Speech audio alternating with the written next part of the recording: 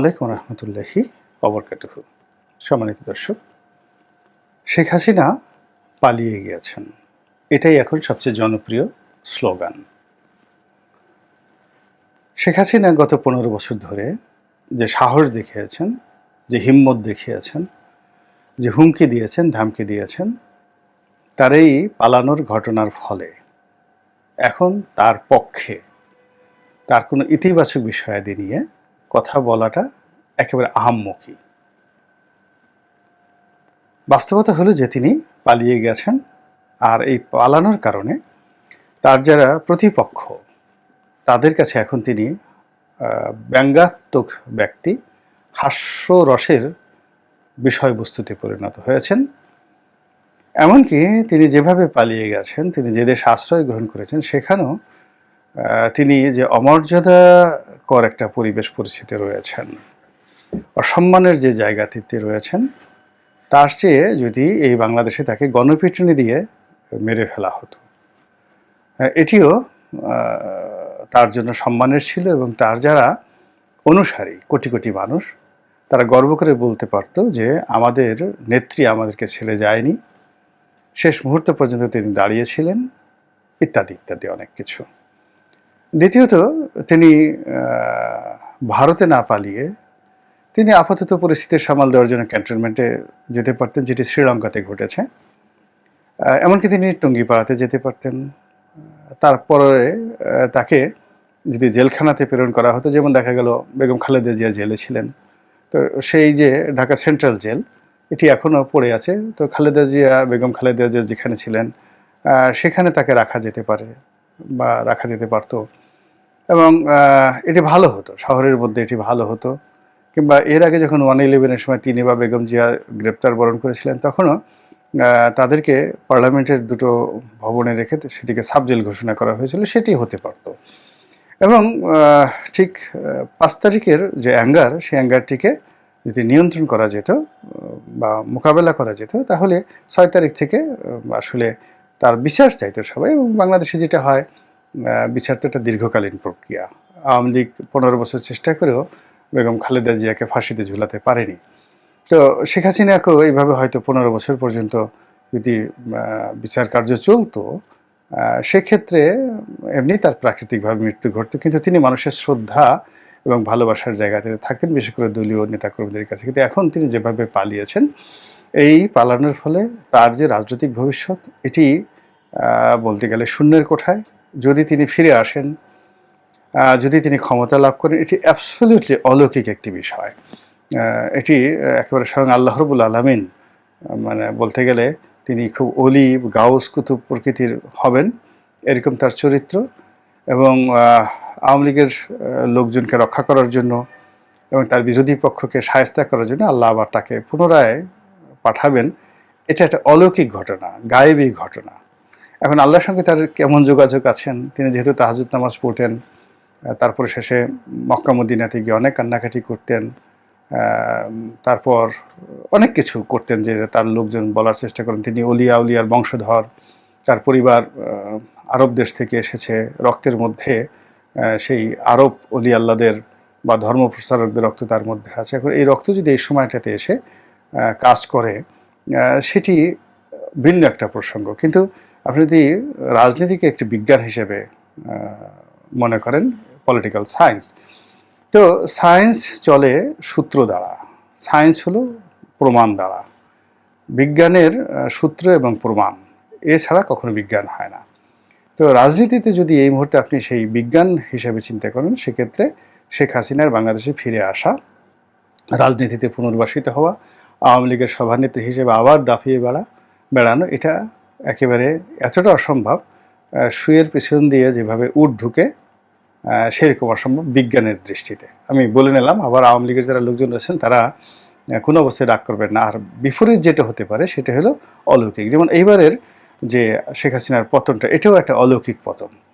মানে শেখ হাসিনার পতন হবে, আর কোটা বিরোধী আন্দোলনের সমন্বয়করা তারা গণঅভ্যুত্থান ঘটাবে, এবং তাদের মধ্যে থেকে 2 জন মন্ত্রী পদমর্যাদা এখানে বসবে, কিংবা ডক্টর ইউনূস এখন যে চেয়ারে বসেন সেই শেখ হাসিনার চেয়ারে তিনি বসবেন। এটি 4 তারিখ পর্যন্ত ঠিক এরকমই ছিল।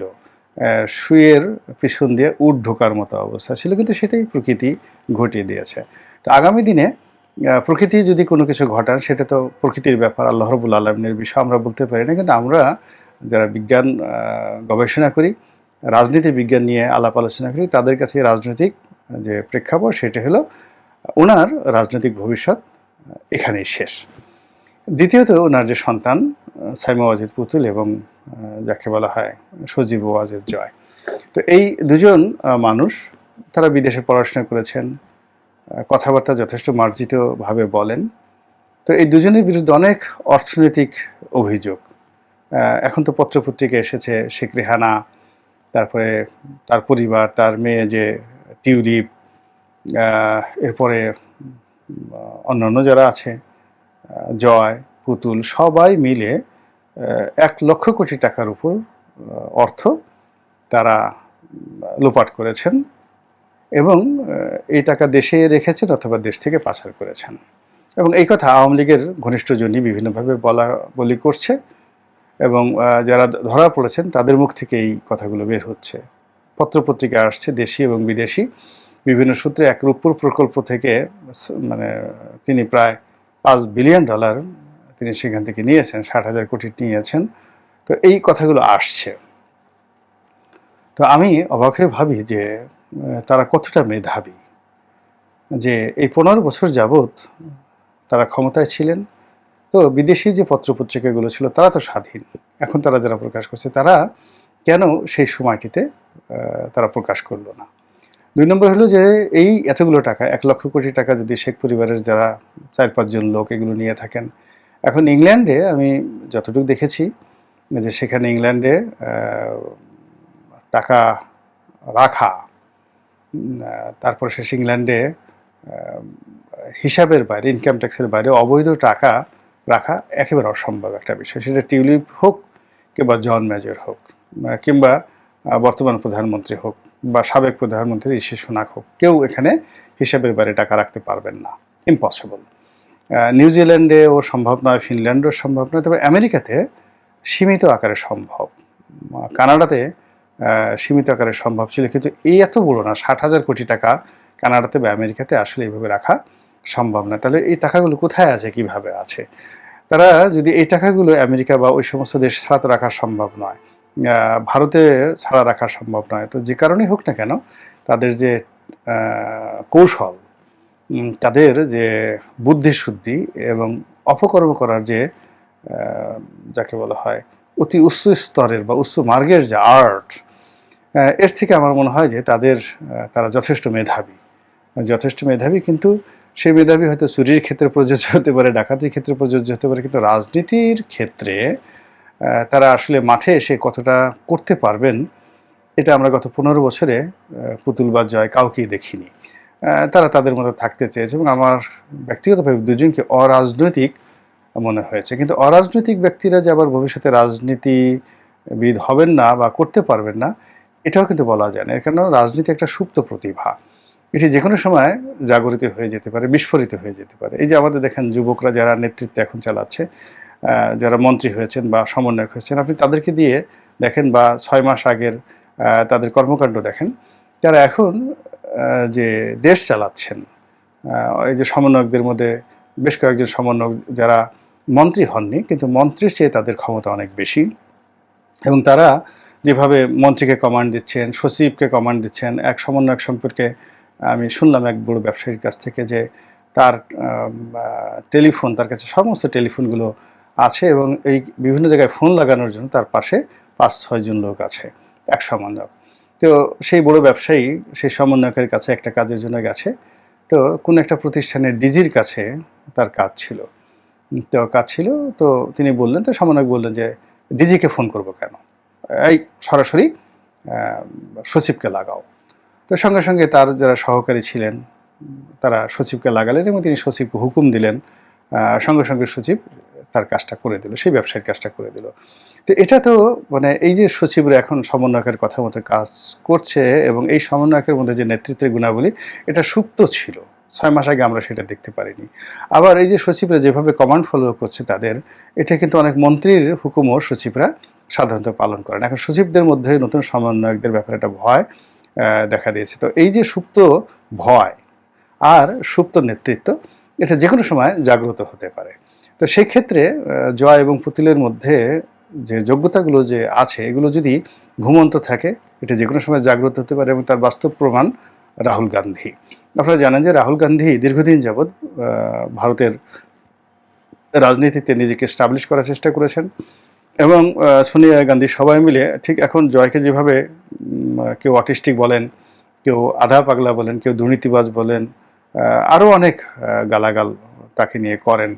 তো ঠিক এইরকম কথা কিন্তু সেই ভারতের যে রাহুল গান্ধী, তাকে নিয়েও কিন্তু বলা হচ্ছিল, এবং তাকে আরও মানে বাজে ভাষায় তাকে কটাক্ষ করে আলোচনা করা হতো, এবং তিনি মনের দুঃখে একবার দাড়ি রেখে ফেললেন, এবং অবস্থা দেখে মনে হচ্ছিল তিনি বৈরাগী হয়ে যাবেন, সন্ন্যাসী হয়ে যাবেন, ধ্যান বাবা হয়ে যাবেন। কিন্তু এই বিগত নির্বাচনে তিনি যে সফলতা দেখালেন, এবং তার যে বক্তব্য মাঠে, ময়দানে এবং পার্লামেন্টে তার যে বক্তব্য, আমার কাছে মনে হচ্ছে যে ভারতের ইতিহাসে, এমনকি তার নানা পণ্ডিত জওহরলাল নেহরুর যে লিগেসি, ঠিক সেই লিগেসিটাও তিনি অতিক্রম করে ফেলেছেন এই অল্প কয়েকদিনের মধ্যে। এরকম অনেক অভিজ্ঞতা, অনেক গুণাবলী মানুষের মধ্যে সুপ্ত অবস্থা থেকে পরিবেশ পরিস্থিতি অনুযায়ী সেটা স্ফুলিঙ্গি হিসেবে কাজ করে। তো ভবিষ্যতে যে অলৌকিকভাবে এরকম কোনো ঘটনা ঘটে জয় পুতুলের ক্ষেত্রে, তারা আওয়ামী লীগের নেতৃত্বে আসতে পারে, এর বাইরে শেখ পরিবারের মধ্যে কেউ নেই। শেখ সেলিম, শেখ হেলালের ছেলে, শেখ সেলিম সাহেবের ছেলে, তারপর শেষে তাপস, পরশ, এরকম যারা শেখ পরিবারের লোকজন ছিলেন, তারা কেউ আবার আওয়ামী লীগের নেতৃত্বে, মূলধারার নেতৃত্বে আসতে পারবেন, এটা কোনোভাবেই সম্ভব নয়। তবে অলৌকিকভাবে শেখ হাসিনা বা জয় বা পুতুলের ক্ষেত্রে অলৌকিক কিছু ঘটনা ঘটতে পারে রাহুল গান্ধীর মতো, কিন্তু অন্য যারা আছে তাদের ক্ষেত্রে অলৌকিক কিছু ঘটার সম্ভাবনা একেবারেই নেই। সবচেয়ে যে তৃতীয় যে বিষয়টি, সেটি হলো তাহলে আওয়ামী লীগের ভবিষ্যৎ কি? আওয়ামী লীগের ভবিষ্যৎ হলো, যদি অলৌকিক কোনো ঘটনা ঘটে, সেটা এই এদের পরিবারের মধ্যে জয় পুতুল আর শেখ হাসিনা, এদের মধ্যেই ঘটবে। এর বাইরে শেখ পরিবারের নেতৃত্বে একেবারে জিরো। তারা কখনো বাংলাদেশে এসে দাঁড়াতে পারবেন না, রাজনীতি করতে পারবেন না, তাদের সেই মুখ নেই, সব এখন পলাতক, তাদের ইমেজও নাই, সবগুলোর ভিতরে ভয় ঢুকে গেছে, এবং প্রায় সকলের মধ্যেই আতঙ্ক ঢুকে গেছে, এবং তাদের বিরুদ্ধে অনেক অভিযোগ রয়েছে। সেই অভিযোগগুলো মোকাবেলা করে এই জেনারেশনে তারা আর ঘুরে দাঁড়াতে পারবেন না। এটা হলো বাস্তবতা। তাহলে আওয়ামী লীগ কি শেষ হয়ে যাবে? হ্যাঁ, হতে পারে, মুসলিম লীগের মতো হতে পারে, যদি এখন যারা আছেন তারা যদি খুব কৌশলে বিষয়টি তুলে ধরতে পারেন, এবং আওয়ামী লীগের যে কর্মকাণ্ড, সেই কর্মকাণ্ডকে ঠিক মুসলিম লীগের মতো করে তারা ম্যাটারাইজ করতে পারেন, তবে এই দলটির মৃত্যু ঘটবে। অতীতে এর চেয়ে বড় বড় দল, মুসলিম লীগ আরও অনেক বড় ছিল, যাদের নেতৃত্বে পাকিস্তান হয়েছে, সেই দলটি নেই। একটা সময় ভাসানী ন্যাপ খুব জনপ্রিয় ছিল, সেই দলটি এখন আর নেই। এরকম অনেক দল হতে পারে, জাতীয় পার্টি এখন যায় অবস্থা।